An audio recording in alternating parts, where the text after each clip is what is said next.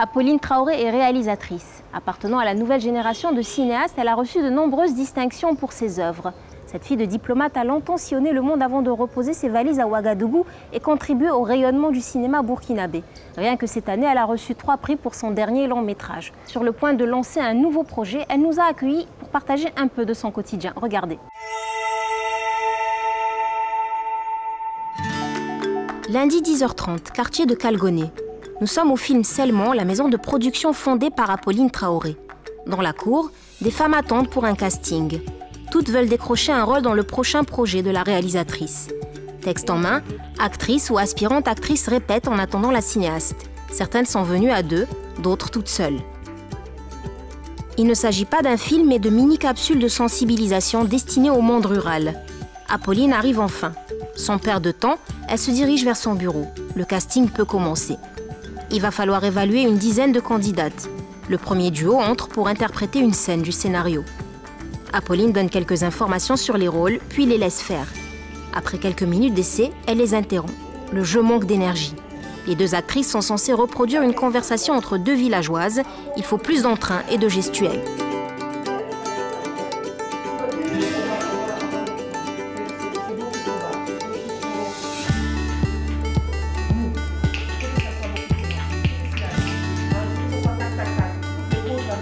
Notre cinéma, entre guillemets, indépendant, peut prendre des années à être constitué. Donc, en entendant, voilà, en nous prenant des projets comme ça, dont nous croyons, nous y croyons aussi, parce que la malnutrition est quelque chose d'assez crucial dans notre pays. Donc, si je peux apporter aussi mon aide à faire des petites modules comme ça pour certaines institutions qui m'approchent, voilà, donc je le fais. Donc, ce que vous voyez ici, vraiment, c'est un projet de commande. Pour une sensibilisation dans le pays.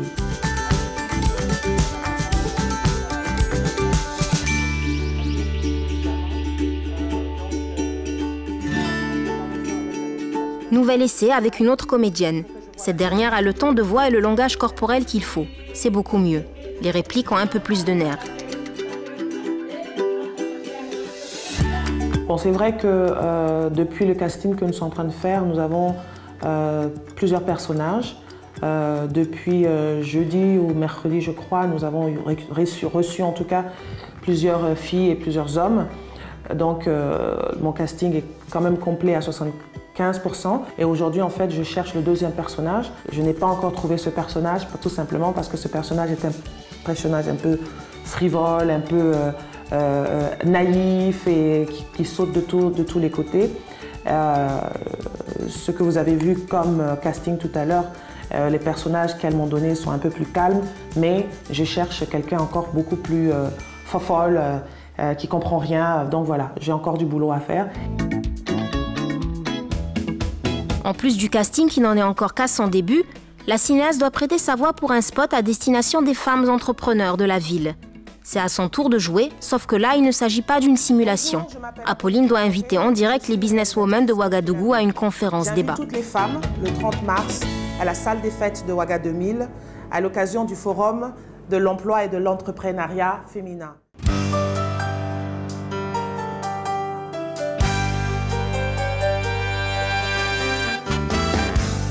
Après avoir vu tout le monde, elle peut enfin se remettre à écrire. Il y a encore quelques jours, Apolline se trouvait au FESPACO où son dernier long métrage, d'Errance, recevait 3 prix du jury. Une consécration de plus pour celle qui a toujours rêvé de devenir réalisatrice, malgré le scepticisme de ses parents. Je n'ai pas vraiment été amenée dans le cinéma, c'est une passion depuis très longtemps. Dès très jeune, c'est ce que je voulais faire.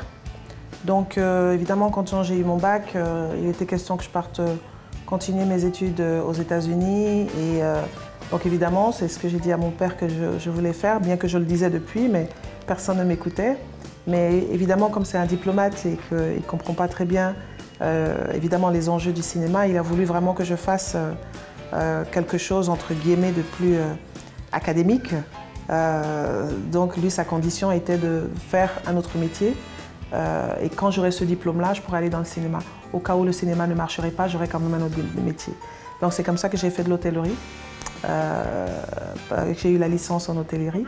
Et c'est à partir de ce moment maintenant qu'il a accepté de payer mes études de cinéma. Et puis voilà, j'ai eu ma maîtrise en cinéma, j'ai travaillé là-bas. aux États-Unis. Et puis après, quelques années plus tard, j'ai décidé de rentrer au Burkina. Tu es jalouse de ton frère? Apolline Traoré a beau avoir appris le cinéma au très réputé collège d'Emerson, elle ne s'estime pas privilégiée pour autant. Je me suis battue pour être où je suis. Je me suis battue de tous mes tripes et de tout mon âme. Il y a des gens qui ont eu l'opportunité de partir aux États-Unis et de faire des études. Et puis voilà, aux États-Unis, à Los Angeles, j'ai travaillé sur des plateaux de tournage où j'étais stagiaire, où je promenais les chiens des stars. J'ai fait tout ça, j'ai servi du café. Voilà, j'ai très peur des animaux, mais on me demande de le faire. Ben, si tu ne le fais pas, tu dégages et quelqu'un d'autre prend ta place parce que la personne a envie d'être sur le plateau de tournage. Donc j'ai fait ça, j'ai galéré, je me suis battue pour avoir ce que j'ai aujourd'hui et c'est pas terminé, je continue à me battre. Plongée dans le cinéma africain dès son retour au Bercail, elle revendique sa double identité artistique. La technicité, elle l'a apprise outre-Atlantique, mais c'est son continent d'origine qui inspirera toutes ces histoires. Des drames, de la détresse, mais également de belles leçons de vie. Vous savez, l'art comment je te dirais, c'est pas quelque chose qu'on touche, c'est pas des mathématiques. C'est soit on n'aime pas. Donc chacun essaie de se faire sa propre personne, de se faire sa propre identité par rapport à son travail. Et voilà, quand on parle de difficultés dans les cinémas africains, je pense que le cinéma, entre guillemets, et dans tout le monde, il est difficile, surtout le cinéma indépendant. Quand on parle cinéma indépendant, c'est difficile à le faire. Peut-être que les difficultés que j'ai eues, c'était d'imposer ma vision. Et aujourd'hui, je pense qu'à chaque fois qu'on voit mon film, un de mes films, on dit « Ah, ça c'est du Apolline Traoré ». Et c'est ça la difficulté d'un artiste, c'est d'avoir une signature, c'est d'avoir quelque chose de particulier à soi-même. Et que quand on voit le film, on n'a pas besoin de lire le nom, on sait quelle est la touche. Et c'est ça le plus gros challenge, je pense, de tous les cinéastes, de tous les artistes, de se faire un nom par rapport à la particularité de son travail. Faire du cinéma comme elle l'aime, traiter des réalités africaines sans tomber dans les clichés et raconter les gens sans ses cartes maîtresses. Très plébiscité, son dernier film n'a pas dérogé à la règle. L'Errance, c'est un film qui me trotte sur lequel je travaille depuis 4 ans. Et c'est sûr que quand j'ai commencé à travailler là-dessus, j'ai rencontré l'acteur principal qui est Jimmy Jean-Louis, qui est une star hollywoodienne. Évidemment, le personnage principal est d'origine haïtienne, dont Jimmy aussi.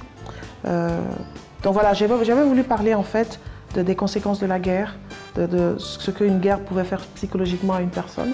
Ça, c'est la première thématique du film. Et la deuxième thématique, c'est vraiment la transmission du nom. Parce que c'est un personnage en fait dans le film qui a tout perdu à Haïti et qui décide de se reconstruire en Côte d'Ivoire. Et quand il essaie de se reconstruire en Côte d'Ivoire avec sa femme et sa fille, il y a la guerre encore qui éclate encore en Côte d'Ivoire. Et étant donné qu'il a tout perdu en Haïti, il veut transmettre son nom qui est d'Errance, qui revient des esclaves haïtiens et machin et tout. Et il est très important pour lui de transmettre ce nom-là, donc il veut un garçon. C'était la première fois qu'on montrait justement ce film au FESPACO. Il n'avait pas encore été exploité ailleurs. Et vous savez, quand vous montrez un film, c'est vrai qu'on parle de prix quand on va en compétition, quand on va dans des festivals, mais le prix, vous savez, ne fait pas le film. Il donne peut-être une petite ouverture au film, mais c'est le public qui fait votre cinéma. C'est eux qui se déplacent, c'est eux qui vont à l'engouement, c'est eux qui vous fabriquent. C'est le public qui vous fabrique.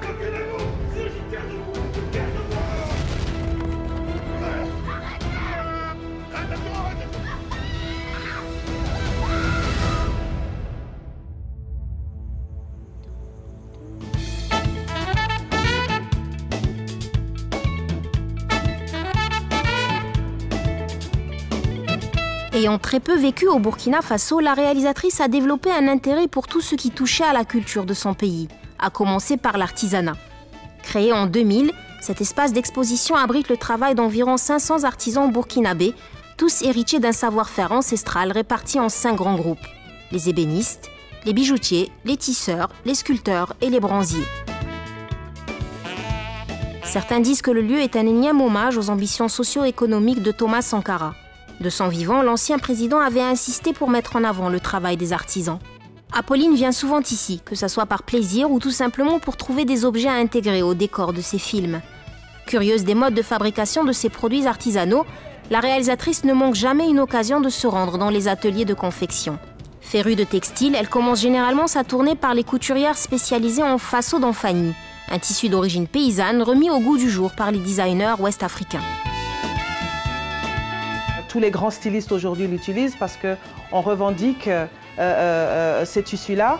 Pourquoi? Parce que ce coton, justement, est cultivé chez nous. Nous sommes l'un des grands pays de producteurs de coton et le pays fait vraiment la promotion de ce coton que nous cultivons ici au Burkina. Donc tout ça, c'est de la cotonnade et c'est de la cotonnade, ce qui est important, c'est de la cotonnade qui vient du Burkina. Après le tissu, le bronze. Un métal roi au Burkina Faso et dont la manipulation était jadis réservée aux cavaliers. Si aujourd'hui le métier s'est plus ou moins démocratisé, les méthodes de travail sont restées les mêmes. Les artisans utilisent un mélange d'argile, de cire et de fumier pour réaliser des moulages où sera ensuite versé le bronze fondu. La procédure monopolise une quinzaine d'hommes ayant chacun une tâche bien précise. Une fois le métal refroidi, les artisans cassent les moules pour laisser apparaître les sculptures brutes. Ces dernières seront ensuite limées, astiquées, patinées suivant un rituel séculaire qui a fait la réputation du bronze burkinabé dans tous les pays voisins. Quand je vois ces artisans avec ces magnifiques pièces, ça représente vraiment ma culture, ça représente vraiment mon pays. Et ça montre aussi l'acharnement de ces jeunes parce que comme vous l'avez vu, ce sont beaucoup de jeunes qui sont là en train de représenter notre pays. Donc pour moi, c'est une inspiration et puis ça me fait chaud au cœur parce que c'est aujourd'hui mon pays qui est représenté et c'est une valeur énorme pour notre culture.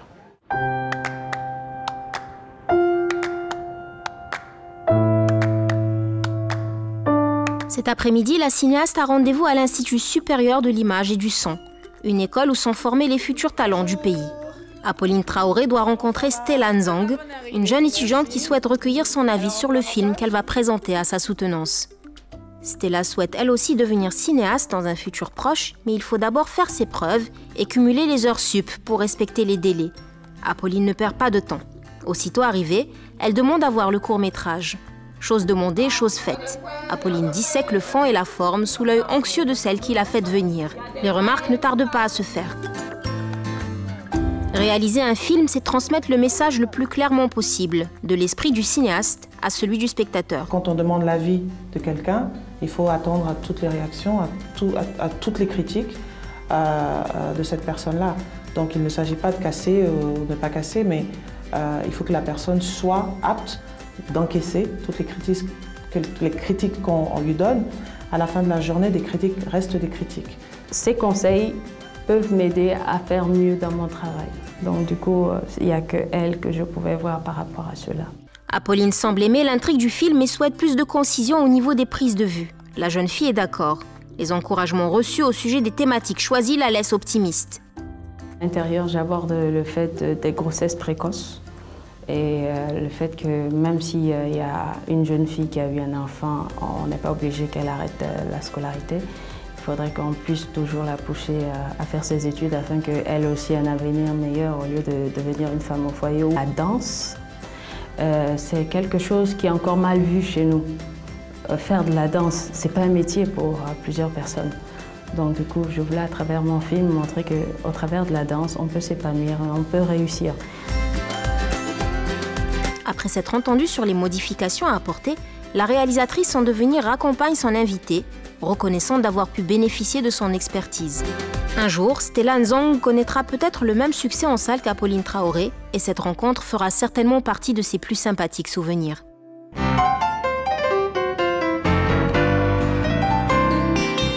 Trois récompenses pour un même film, ça se fête. Consacrée par le FESPACO il y a 2 semaines de cela, Apolline n'a pas eu le temps de célébrer son succès. Alors ce soir, elle se rattrape avec 2 amis dans l'une de leurs adresses préférées. Le stress est loin derrière, place à la détente. Accueillies en invité de marque, ces dames s'installent bien décidées à marquer cette date. Après le FESPACO, c'est sûr que c'est un moment de détente et que je suis avec mes 2 plus proches amis, avec lesquels je profite de ce repas, de cette musique et puis Ça me permet de souffler un peu avant de recommencer d'autres projets. Table bien apprêtée et ambiance chaleureuse pour la reine de la soirée, bientôt rejointe par son agent et le gérant des lieux.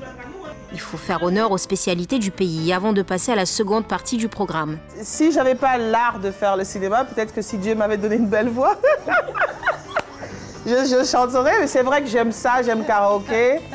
Et voilà, ça me détend, Par contre, j'ai une mauvaise voix, j'ai une très vilaine voix, mais j'aime ça. Donc voilà, c'est un endroit c'est un moment en tout cas de karaoké que je fais pour me détendre, ça me fait marrer et puis j'aime beaucoup ça. Donc voilà.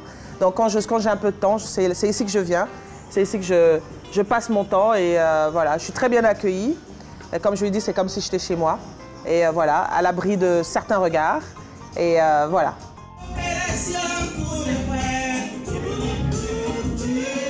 Apolline taquine ses amis avant de s'emparer du micro.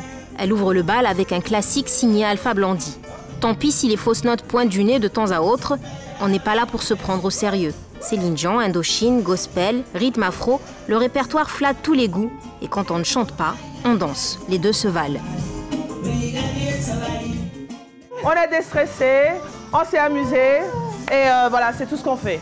Ça nous rebooste le moral, tout ce qu'on a vécu dans toute la semaine. Et puis voilà, on adore chanter comme ça entre nous et puis ça nous aide à continuer, voilà. Merci. Après des semaines riches en émotions, se faire plaisir en bonne compagnie était impératif pour Apolline. Demain, le travail reprendra de plus belle et il faudra de nouveau être sur tous les fronts au nom de sa passion. Mais en attendant, carpe diem.